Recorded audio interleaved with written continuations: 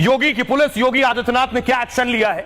योगी समझ रहे हैं कि बहुत से लोग हैं जो इसे जातीय रंग देकर सियासी फायदा उठाना चाहते हैं। योगी तक ये तस्वीरें पहुंची। जाति के बवाल पर योगी ने अहम बैठक की, तुरंत कार्रवाई करने को कहा।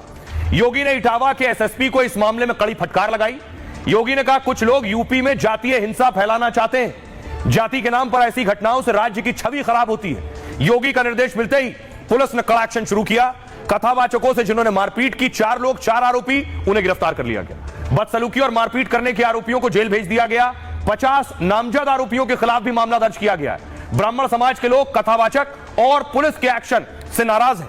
कहा कथावाचकों ने छेड़छाड़ की और अपनी पहचान छिपाई थी, तो पुलिस ने दोनों कथावाचकों के खिलाफ भी अब एफआईआर दर्ज कर ली है। ये दोनों कथावाचक हैं। कथावाचक के समर्थन में यादव समाज के हजारों लोग सड़क पर उतर आए। इटावा में भारी हंगामा हुआ, पुलिस पर पथराव और गाड़ियों में तोड़फोड़ हुई। कथावाचक के समर्थन में बवाल करने वालों पर भी यूपी की पुलिस ने एक्शन लिया। ये वो तस्वीर है। 12 लोगों को हिरासत में लिया है जो हंगामा कर रहे थे और साफ कह दिया है कि जाति के नाम पर बवाल बर्दाश्त नहीं होगा। सुनिए अखिलेश क्या कह रहे हैं और साध्वी निरंजन ज्योति क्या कह रही है। बताओ 16 साल की उसकी चुटिया कट गई।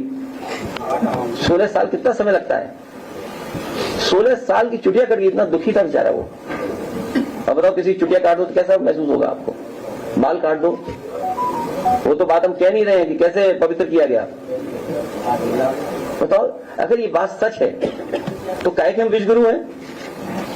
क्या आपको ये लगता है दुनिया ये नहीं देख रही आपकी?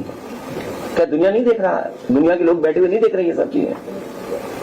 दुनिया के लोग देख रहे हैं कि भारत में क्या हो रहा है। वहाँ मुझे लग रहा है कि दोनों तरफ से गलतियां हुई हैं, दोनों तरफ से इन मुद्दों को संभाल के। लेकिन अखिलेश से मैं निवेदन करना चाहती हूँ कि हर मुद्दे को राजनीतिक एंगल से मत देखो। घटना घटी है, उस घटना की कोई पक्ष नहीं ले रहा। घटना अच्छी नहीं हुई है, लेकिन उसको राजनीतिक तूल देना, जाति में तब्दील करना, ये ठीक नहीं है। कुछ हुआ है, बहुत गलत हुआ है। दोनों ही पक्ष उसमें हमारी दृष्टि से समान रूप से दोषी हैं, लेकिन उस घटना के हो जाने के बाद जिस तरह से उसका राजनीतिक उपयोग किया जा रहा है, हम समझते हैं वो और भी गलत है। इसलिए 2 लोग पहले दोषी थे, अब ये तीसरे जो हैं वो भी दोषी हैं, ऐसा हमारा मानना है। अब देखिए जरा इसको जातीय शक्ल ब्राह्मण यादव की कौन दे रहा है। एक तस्वीर देखिए। यादव समाज प्रदर्शन करने लगा, सड़क पर बैठ गया। पुलिस मौके पर पहुंची। पुलिस मनोवल करती रही भीड़ को हटाने के लिए, प्रदर्शन रोकने के लिए।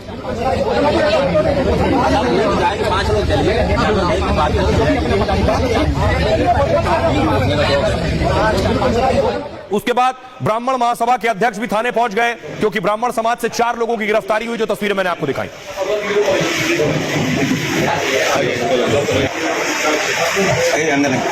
और आइए मैं आपको बताऊं कि आखिर दोनों समाज का पक्ष क्या है। यादव समाज क्या कह रहा है और ब्राह्मण समाज क्या कह रहा है। ये दोनों तरफ सांकेतिक तस्वीरें हैं। यादव समाज का कहना है ब्राह्मणों ने पहले कथावाचकों से उनकी जाति पूछी। जब उन्होंने बताया कि वो यादव बिरादरी से हैं, तो उन पर दलित होने का आरोप लगाते हुए धमकाया। ब्राह्मणों के गांव में भागवत पाठ करने की हिम्मत कैसे हुई? इसके बाद कथावाचकों की चोटी काट दी और सिर मुंडवा दिया। यह यादव समाज का तर्क है। एक महिला के पैर पर नाक भी रगड़वाई, उनके सहयोगी के साथ भी मारपीट की, सिर मुंडवा दिया। सबक सिखाने की धमकी देते हुए हारमोनियम तोड़ दिया। जाति के नाम पर 2 कथावाचकों से टॉर्चर हुआ। बदसलूकी और मारपीट करने वालों पर कड़ा एक्शन हो। उनका कहना है कथावाचकों के खिलाफ मामला वापस लिया जाए। ब्राह्मण समाज क्या कह रहा है? कथावाचकों ने खुद को कहा वो ब्राह्मण है पहले, जबकि वो ब्राह्मण नहीं, दूसरी जाति से थे। फर्जी आधार कार्ड दिखाकर पहचान और जाति छिपाई। आधार कार्ड में खुद को पंडित मुकुट अग्निहोत्री बताया, जबकि उनका असली नाम मुकुट यादव था। कथावाचकों ने जाति छिपाकर धार्मिक भावनाएं भड़काई, आस्था को ठेस पहुंचाया और गांव वालों के साथ धोखा भी किया। इतना ही नहीं, महिलाओं के साथ अभद्र व्यवहार भी किया कथावाचकों ने। यह ब्राह्मण समाज का कहना है। जल्द कथावाचकों पर एक्शन नहीं लिया गया तो हम आंदोलन करेंगे। अब एक तस्वीर मैं आपको दिखाता हूं कि कथावाचक क्या वाकई में अपनी जाति छिपा रहे थे। यादव होने के साथ ब्राह्मण अपने आप को बता रहे थे। ये देखिए, यह आधार कार्ड जो उसके पास से मिला है, आप देखिए जरा, यह फर्जी आधार कार्ड बनवाया उस कथावाचक ने, और इस आधार कार्ड पर जो नाम लिखा है वो है मुकुट मणि अग्निहोत्री और औरैया पता लिखा हुआ है। तो ये मुकुट यादव थे, लेकिन मुकुट अग्निहोत्री के नाम से इन्होंने अपना पहचान पत्र बनवाया हुआ था।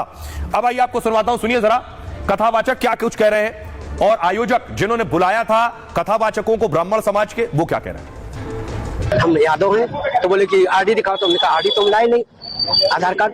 बोले कि तो हमने कहा नंबर ले लो हमारा, हमारे घर से पता लगा लो। 103 देरी है यहाँ पे ब्राह्मणों के गांव में, तुम यादव होकर के क्या भागवत कहने आए हो? और इन्होंने बहुत हमें मारकूट करना शुरू कर दिया। रात भर इन्होंने बहुत टॉर्चर किया सर, यहाँ तक कि हमारे बाल काट दे। मारपीट तो यहाँ से वो चले गए हैं, किसने मारपीट करी वो यहाँ नहीं, वहाँ यहाँ सिर्फ उन्होंने माफी मांगी है क्योंकि उन्होंने गलती की अपने कि हमें क्षमा कर दे। हमने क्षमा कर दिया, यहाँ से वो चले गए। वहाँ लड़कों ने क्या उनके साथ किया ये नहीं हम बता सकते, हमने नहीं देखा। कोई मुद्दा यादव का जाति का कोई मुद्दा नहीं है। हमारे यहाँ पूजनीय बन के आए थे, हमने उनका पूरा सम्मान किया, पर ये थोड़ी सम्मान में कोई अपना अपमान इस तरीके से करे करवाए, ये नहीं कोई बर्दाश्त कर सकता। अब सोचिए जरा कि आखिर इस लड़ाई को एक ये आपराधिक घटना है, इस पर एक्शन हो सकता था। कथावाचकों के साथ जो हुआ वो गलत हुआ, वो नहीं होना चाहिए था। जिन्होंने किया उन पर भी एक्शन होना चाहिए था, क्योंकि उन्हें भी कानून हाथ में लेने का अधिकार नहीं। ये पुलिस की जिम्मेदारी, कोई पहचान छिपाकर आपके साथ धोखा कर रहा है। लेकिन इसको जातीय रंग कौन दे रहा है? इसे यादव बनाम ब्राह्मण क्यों बनाया जा रहा है? उससे पहले एक तस्वीर मैं आपको दिखाऊं। तस्वीर ये कि आखिर इसके पीछे वजह क्या है। ये तस्वीर आप देख रहे हैं, वजह है चुनाव। यादव बना ब्राह्मण की लड़ाई के पीछे चुनाव है, बिहार चुनाव। दरअसल बिहार में इसी साल चुनाव होने वाले हैं और इससे किसे फायदा होगा वो देखिए जरा। सबसे पहले उत्तर प्रदेश की तस्वीर मैं आपको दिखाऊं। उत्तर प्रदेश की जो आबादी है उसमें यादव 11% है और ब्राह्मण 12%। यहां तो मामला लगभग बराबर का है। यूपी में यादव लगभग 10 जिलों में असर रखते हैं, ब्राह्मण 12 जिलों में असर रखते हैं। यूपी में लगभग 55 सीटों पर यादव असर डालते हैं, 62 सीटों पर ब्राह्मण असर डालते हैं विधानसभा की। लेकिन यह बाजी पूरी पलट जाती है जब आप बिहार चलते हैं।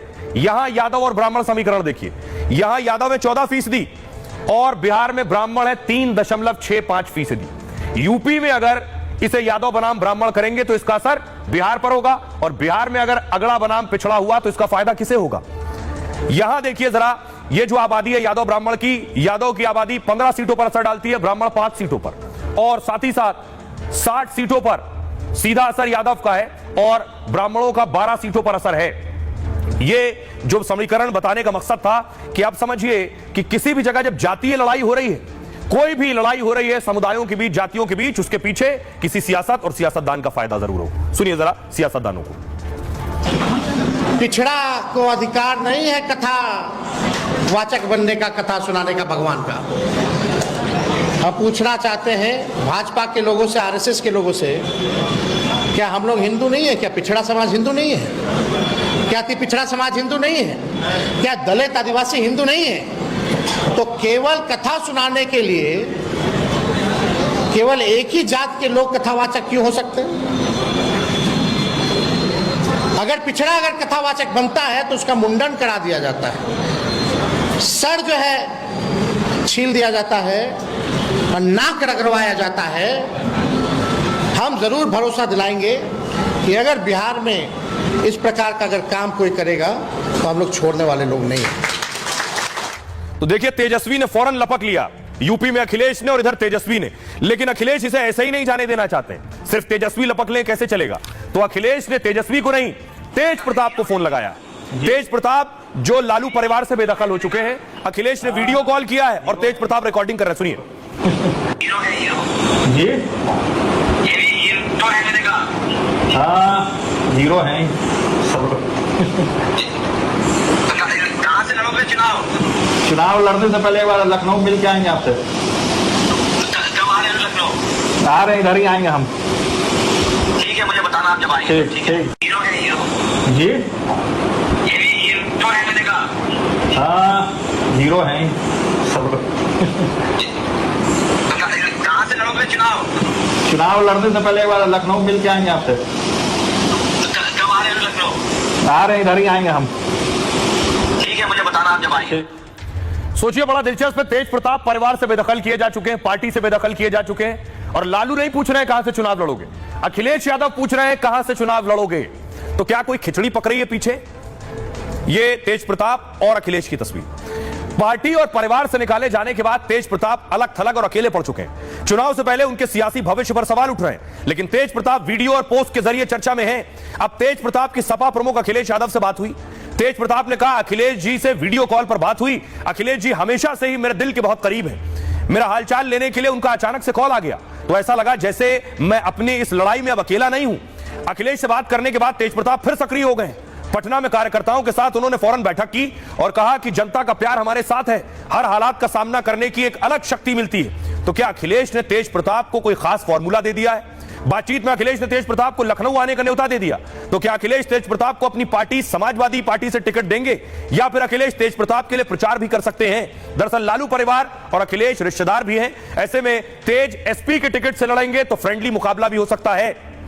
इसके पीछे यह वजह भी है। सुनिए जरा, अखिलेश यादव से सवाल किया गया तो अखिलेश यादव क्या कह रहे हैं। मुझे नहीं पता था कि इतना सीरियस बात हो जाएगी। स्वाभाविक है, ये तो नई टेक्नोलॉजी है और हमारा उनसे संबंध भी है और पूरे परिवार से संबंध अच्छे हैं। और क्योंकि उनका कॉल आया था 2 बार, तो मुझे लगा कि कोई इमरजेंसी तो नहीं है, तो उसी कॉल को मैंने दोबारा रीडायल कर दिया, तो वो वीडियो कॉल था। तो अब जब वीडियो कॉल उठ जाएगा तो आप काटेंगे तो वो भी सिविलाइज्ड नहीं लगता है। तो हम पॉलिटिकल लोग क्या पूछेंगे? यही पूछेंगे ना, चुनाव लड़ रहे हो कि नहीं लड़ रहे हो। तो इसलिए मैंने पूछा कि क्योंकि बिहार में माहौल है ऐसा कि चुनाव होने जा रहा है, विधायक है वो, इसलिए मैंने पूछा।